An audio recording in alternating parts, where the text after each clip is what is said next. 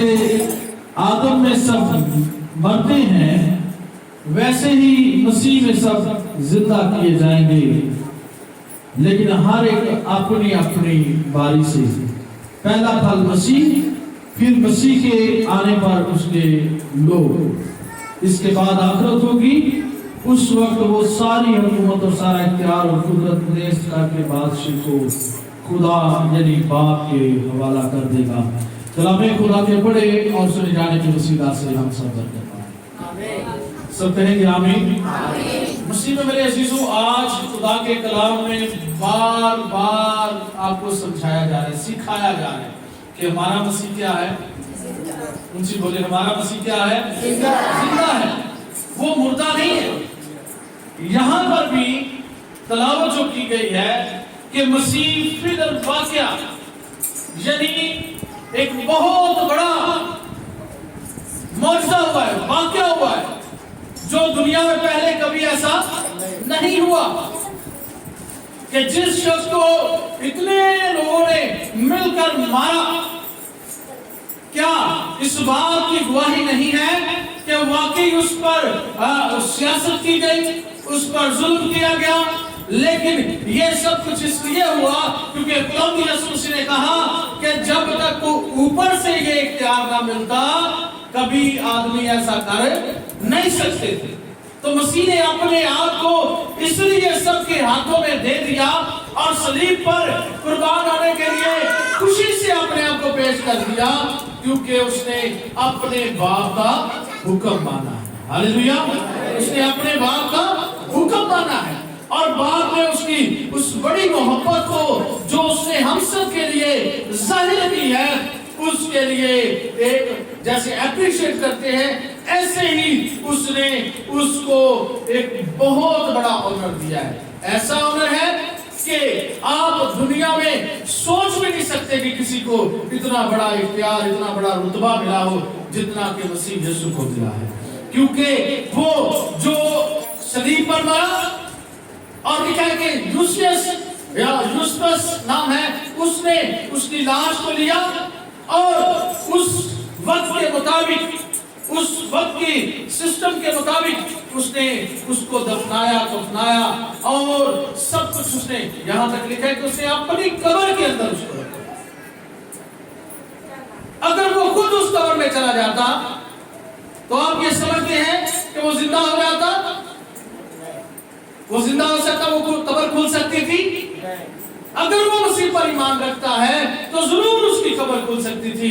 लेकिन जब उसने मसीह को रखा वहां पर, अपनी कीमती वो जगह, अपनी कीमती उस चीज का उसने जरा भी लिहाज नहीं किया, उसने इसका सोचा ही नहीं।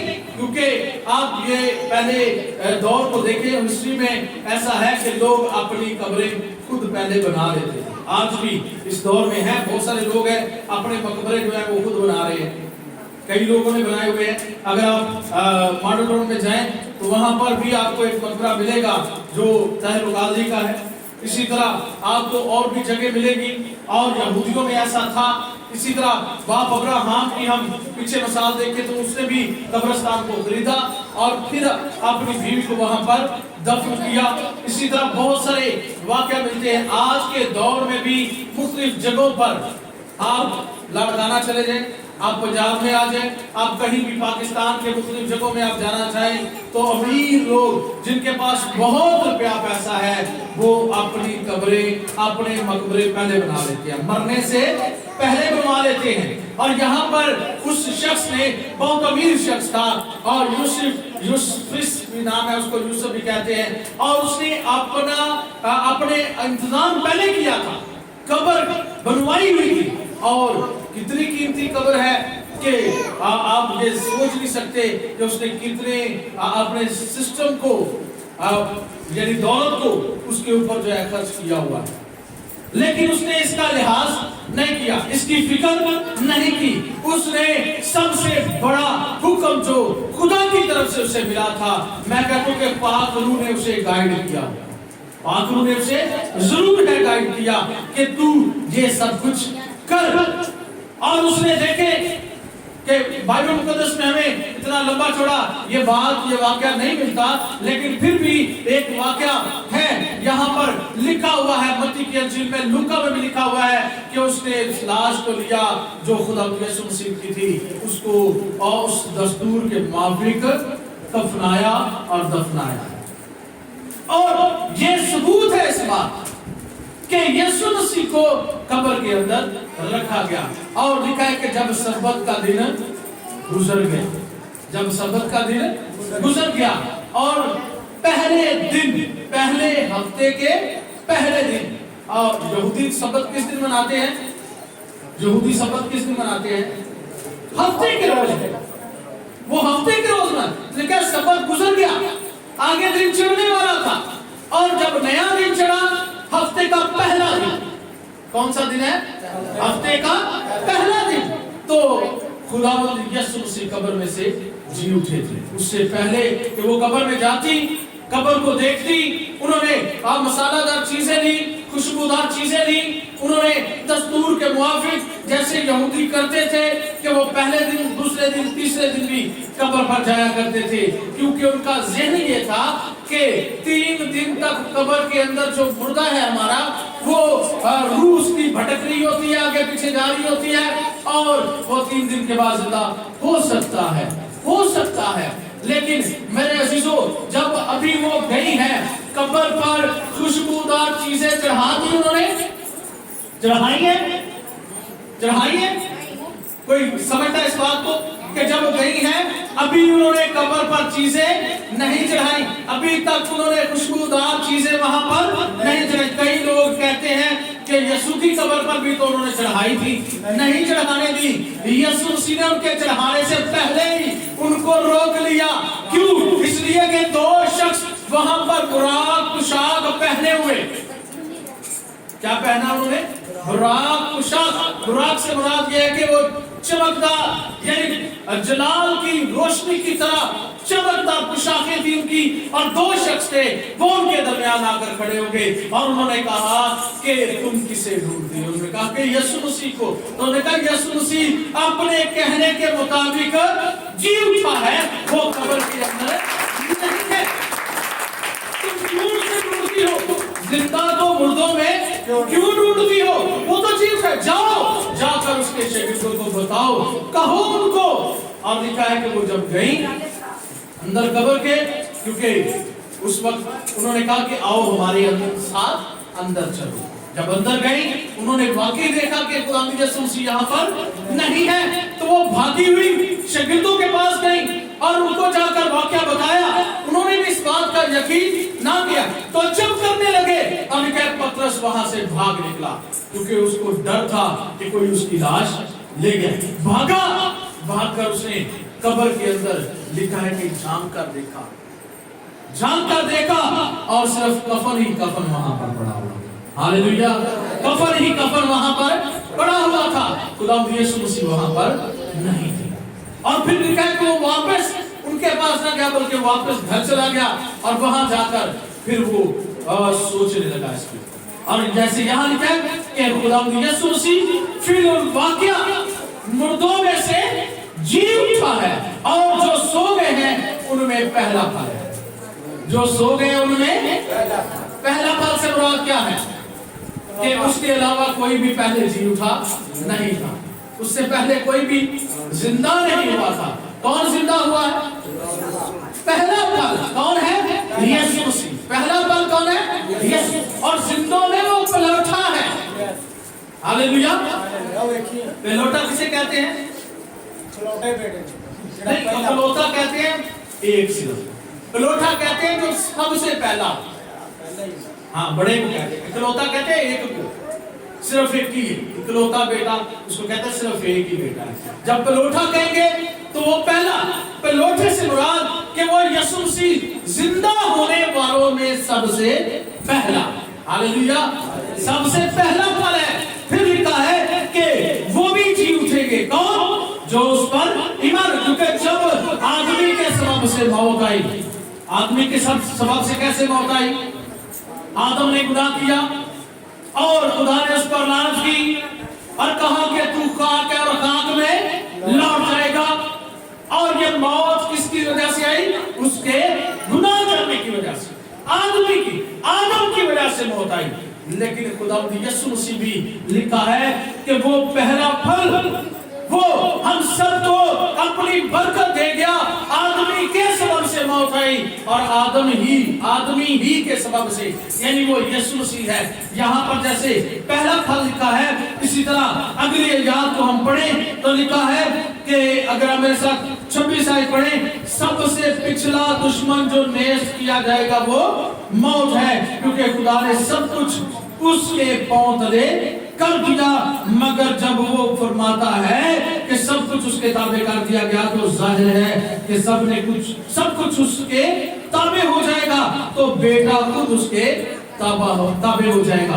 तो जो पिछला दुश्मन है उसको नेस्त करने के लिए वो हर्ष में से, यानी आसमान में से खुदा यीशु मसीह आए ताकि उसको नेस्त करे और नेस्त को खत्म करके फिर वो उसका बरमला तमाशा बना दे। और इसलिए खुदा यीशु मसीह के बारे में लिखा है वो खुदा यीशु मसीह पिछला आदम, जो जिंदगी बख्शने वाली रूह है, वही हम सबको जिंदगी देगा, वही हमें जिंदा करेगा।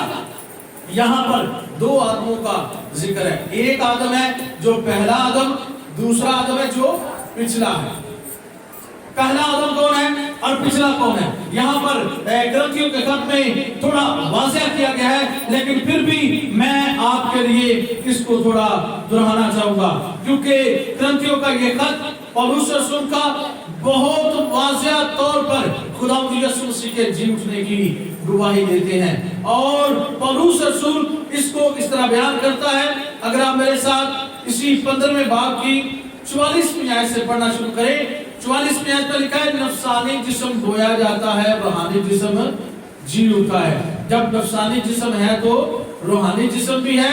चुनाचा लिखा भी है कि पहला आदमी यानी आदम जिंदा नफ्स बना और पिछला आदम जिंदगी बख्शने वाली रूह। क्या है? जिंदगी बख्शने वाली। तो कितने आदम है यहाँ पर लिखे हुए? दो, पिछला आदम और पहला आदम। पिछले आदम के बारे में लिखा है कि पिछला आदम जिंदगी बख्शने वाली रूह है और पहला आदम जिंदा नफ्स है।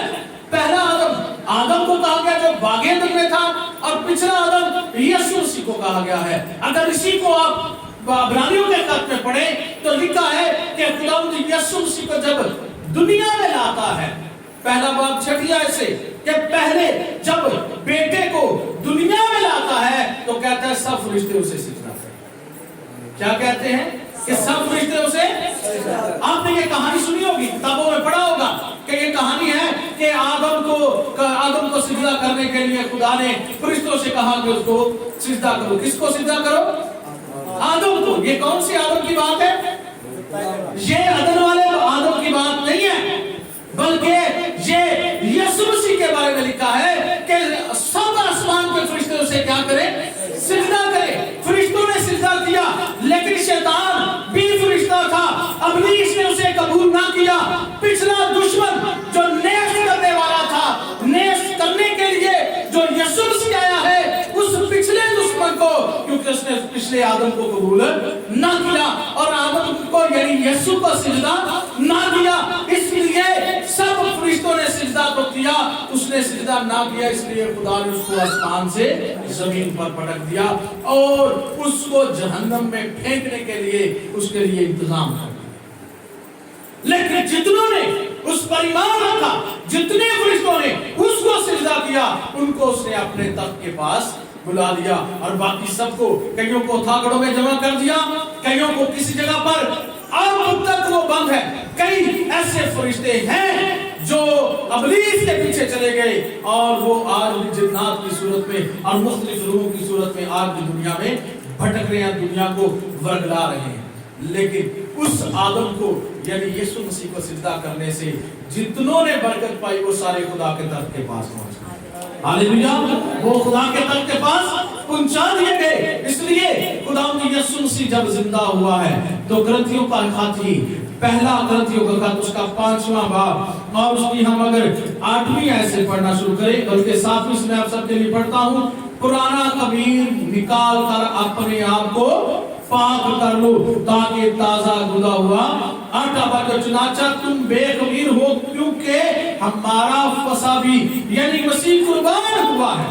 और बस आओ हम क्या करें, ईद करें, ना पुराने खमीर से, ना बदी और शरारत के खमीर से, बल्कि साफ दिली और सच्चाई की बेखबरी रोटी से। हालेलुया। तो ये ईद हम सब के लिए, यहाँ ईद का लफ्ज इस्तेमाल है, कई लोग कहते हैं कि ईद का लफ्ज इस्तेमाल ना करें। बाइबल मुकद्दस में ये ईद का लफ्ज इस्तेमाल किया गया है। दुनिया में पहले कोई भी ईद नहीं मनाता था। पहले यहूदी ईद मनाते रहे क्योंकि खुदा ने उनको कहा कि तुम क्या करो, हर साल के अंदर ईदों को मनाया करो। 7 ईदें, बड़ी ईदें जो यहूदी मनाया करते थे। ईद का मतलब है जश्न करना, ईद का मतलब है शाद होना, खुशी मनाना, बड़ी खुशी को अपनी जिंदगी में कायम करना। तो यहाँ लिखा है बस आओ हम क्या करें, ईद, क्योंकि हमारा फसा हमारे लिए कुर्बान हुआ है। हमारा यीशु मसीह हमारे लिए मर गया, दफन हुआ और तीसरे रोज मुर्दों में से जी उठा, और उसका जिंदा होना ये अब्दीस को मात देना यानी मौत को खत्म करना है। तो जब मौत खत्म हुई तो इसका मतलब है जिंदगी हमारे पास है। हालेलुया। क्यों ना खुशी करें, क्यों ना ईद मनाएं, क्यों ना दूसरों को बताएं कि आओ यीशु मसीह को कबूल करो। जो भी उसे कबूल करेगा उसे हमेशा की वो जिंदगी अता करेगा। आमीन आमीन। तो है आए अपनी आंखें बंद करें और दुआओं के हजूर में सिजदा रहो। अपनी आंखें बंद करें और दुआ